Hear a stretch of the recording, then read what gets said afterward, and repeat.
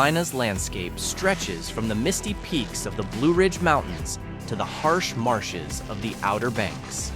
And behind that stunning geography lies a record of extreme demographic failure. The life cycle of settlements here has been shaped by coastal hurricanes, timber industry shifts, and sudden economic collapse. Many towns were founded with great ambition, only to end as empty spaces now fully controlled by nature. This video takes you there, tracing at least 15 locations in North Carolina that have either become complete ghost towns or are now in a critical phase toward extinction. Without fictional narration, this is a factual documentation of living spaces that now leave only structural silence behind.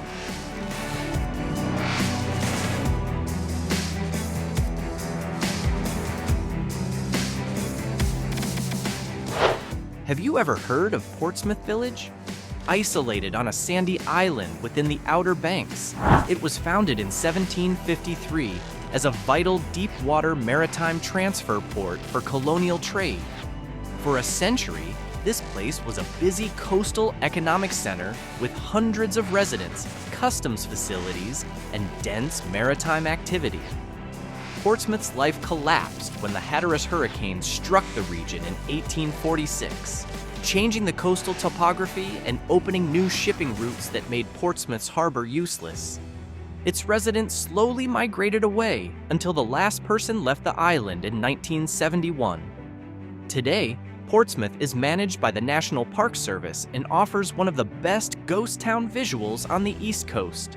Rows of white wooden houses, a Methodist church, and a small post office stand intact in flood-prone coastal grassland, creating a scene that feels deeply silent and cut off from the modern world.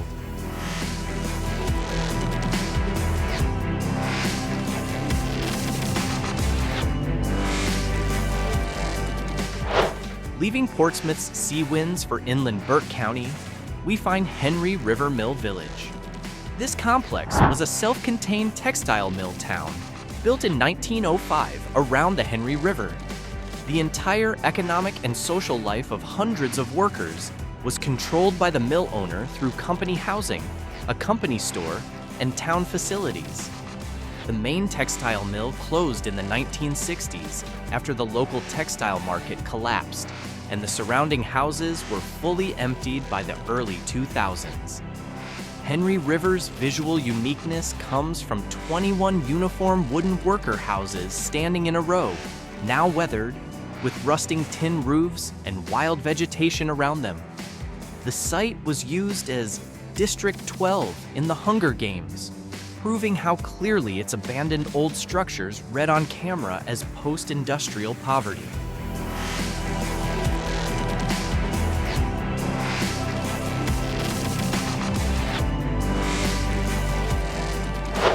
Moving southeast toward the mouth of the Cape Fear River in Brunswick County, we step back into pre-revolutionary America at Brunswick Town.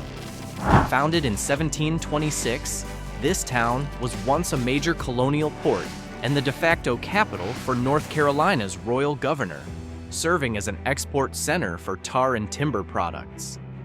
Brunswick Town met its end in 1776 when British troops burned the entire town in retaliation against colonial rebellion. It was never structurally rebuilt. The most massive and dramatic remains here are the 3-foot-thick stone walls of St. Philip's Church, standing roofless in a second-growth forest. Other stone house foundations lie underground, directly beside the earthworks of Fort Anderson, a Civil War defense fort built over the ruins of the colonial town.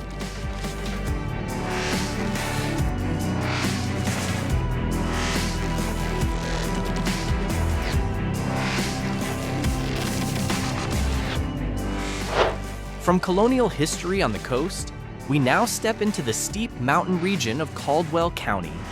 Here, we find the remains of Mortimer. In the early 20th century, Mortimer was a very busy lumber town, centered around a giant sawmill owned by the Ritter Lumber Company. With a population of hundreds of workers and its own railroad line, Its death came catastrophically in 1916, when a massive flash flood swept through the canyon floor, destroying the mill and the settlement within hours. Rebuilding efforts were attempted, but a second major flood in 1940 permanently sealed the town's fate. Today, Mortimer is hidden deep inside Pisgah National Forest. Visitors will only find massive concrete structures from the sawmill covered in thick moss, broken railroad bridge pillars standing in the river, and house foundation remains buried beneath the forest floor.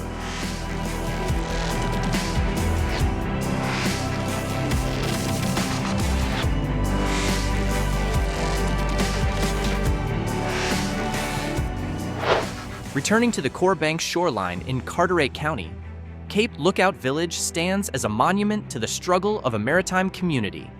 This settlement grew in the 19th century, home to tough fishermen, lighthouse keepers, and coastal rescue crews who watched over dangerous waters known as the Graveyard of the Atlantic. Extreme geographic isolation and constant tropical storms made the cost of living on this sandy island unrealistic for modern communities until the houses were eventually emptied.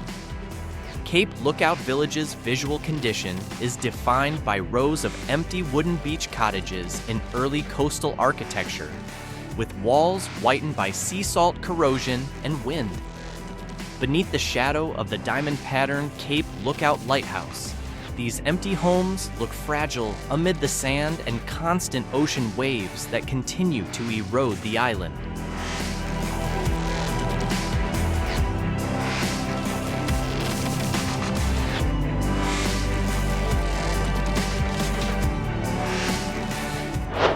Next, moving farther north on Roanoke Island in Dare County, we find the site of the oldest demographic mystery on the American continent, Roanoke Colony.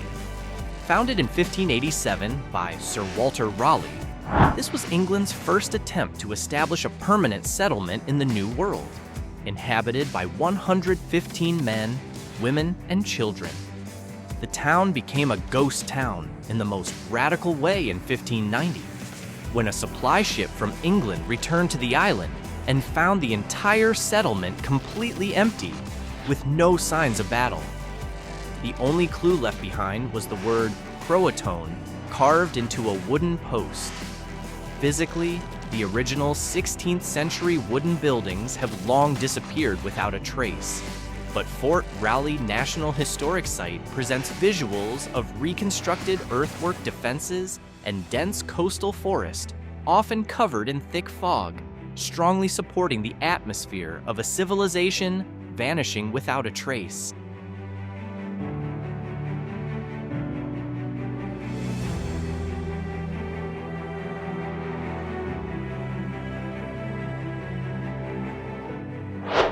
From the coastal mystery of Roanoke, we move far into the steep mountain borderlands of Yancey County to trace Lost Cove. Sitting above an extremely isolated canyon along the Nolichucky River, this self-sufficient settlement was founded during the Civil War era and later developed into a center for illegal moonshine production because its location was almost impossible for law enforcement to reach. Lost Cove was fully abandoned in 1957 when the surrounding timber industry died and the railroad no longer stopped near the canyon, leaving residents without reliable access to school or basic medical care. Because there is no road access, the remaining buildings in Lost Cove have been naturally preserved by deep forest isolation. What remains today includes several original log cabins beginning to collapse, a rusting 1940s car in the brush, and abandoned alcohol distilling equipment left on the forest floor.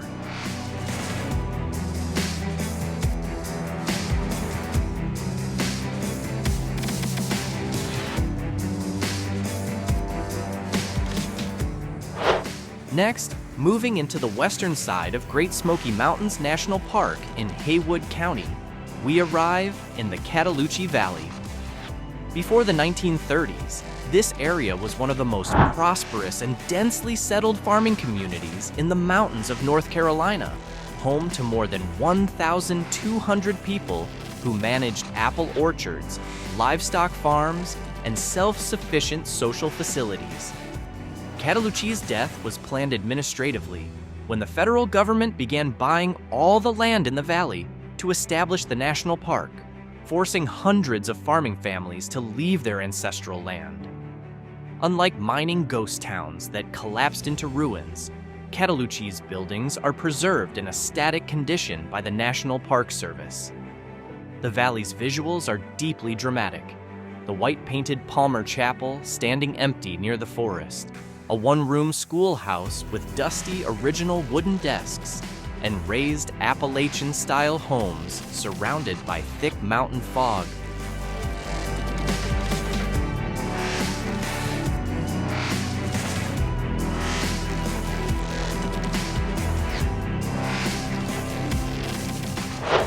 Leaving the mountain fog of Cataloochee for the wet lowlands of Dare County, we find the dark history of Buffalo City.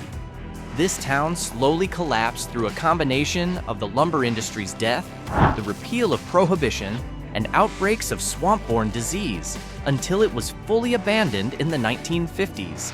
Today, Buffalo City has been completely swallowed by swamp vegetation inside Alligator River National Wildlife Refuge.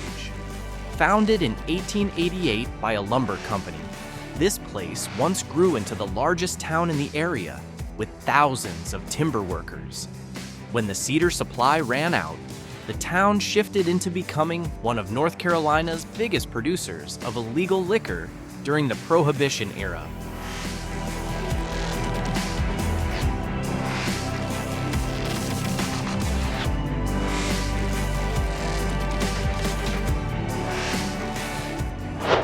Similar to towns sacrificed for modern infrastructure, Judson in Swain County shows a form of death trapped underwater. Judson was once a lumber and farming town that grew along the Little Tennessee River, with a railroad station, a large school, and an organized settlement. In 1944, the Tennessee Valley Authority built Fontana Dam to supply electricity for the war industry, causing the entire Judson Valley to be flooded under dozens of meters of water. The town died instantly beneath the reservoir. Today, its condition depends on natural cycles.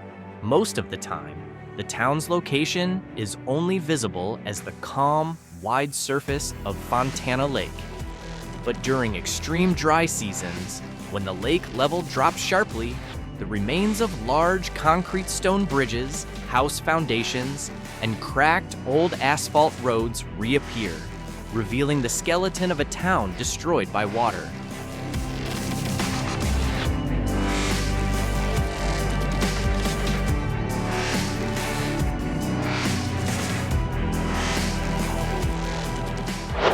Still around the flooded region of Fontana Lake in Swain County, Proctor experienced extinction through a slightly different scenario from Judson.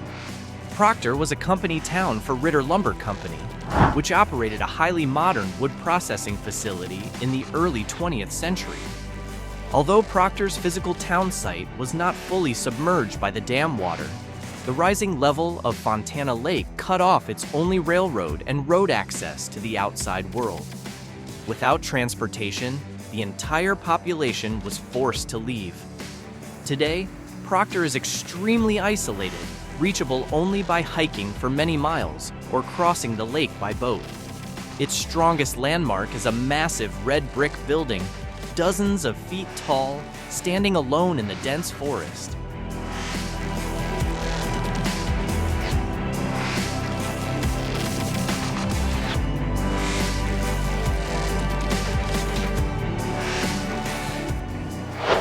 Meanwhile, Spencer Mountain in Gaston County offers a portrait of modern urban extinction. The town grew around Spencer Mountain Mills, a textile factory powered by a small stream near the mountain. When the textile mill permanently shut down because it could no longer compete with the global market, the town's population shrank drastically until only a handful of residents remained. In 2016, the state government officially dissolved Spencer Mountain's municipal status because it no longer had a functioning local government. The center of Spencer Mountain is marked by a large red brick mill complex with boarded windows, asphalt roads beginning to grow over with weeds, and rows of empty homes left to decay, showing an active transformation into a modern ghost town.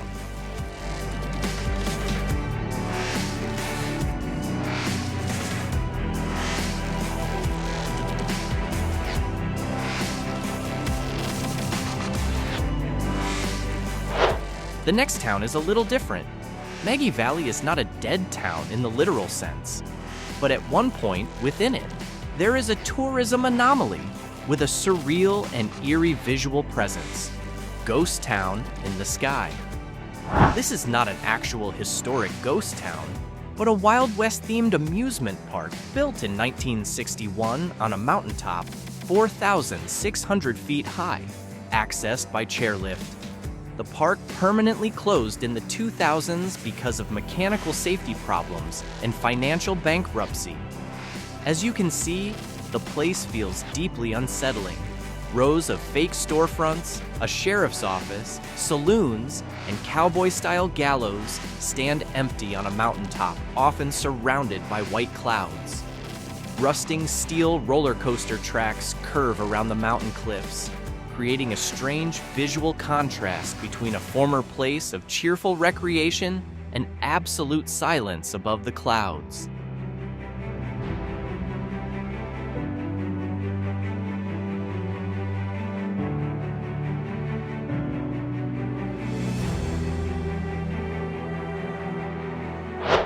Moving to Iredell County, Love Valley offers a sociological case study of a settlement that intentionally preserves a ghost town atmosphere in order to survive.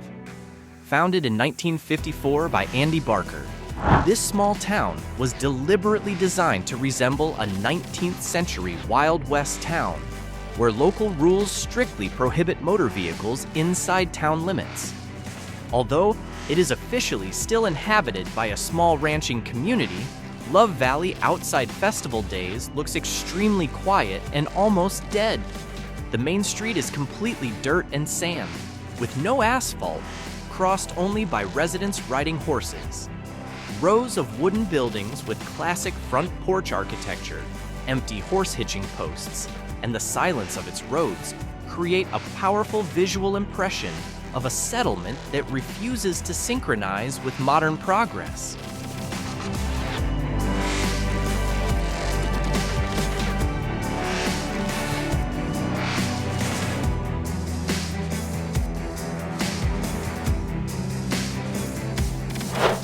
To close this journey through North Carolina, Whitakers represents the small towns of Carolina's farming belt, now fighting demographic death. This town was once a prosperous collection and trading center for tobacco and cotton along the coastal railroad line. Radical farm mechanization and the collapse of the local tobacco market in recent decades have triggered economic crisis and a mass exodus of working-age residents. Today, downtown Whitakers is filled with rows of empty one-story 20th century commercial storefronts, with broken windows and faded shop signs. Its main street is almost empty of human activity, offering a real portrait of the multidimensional crisis slowly extinguishing the heartbeat of a small inland town.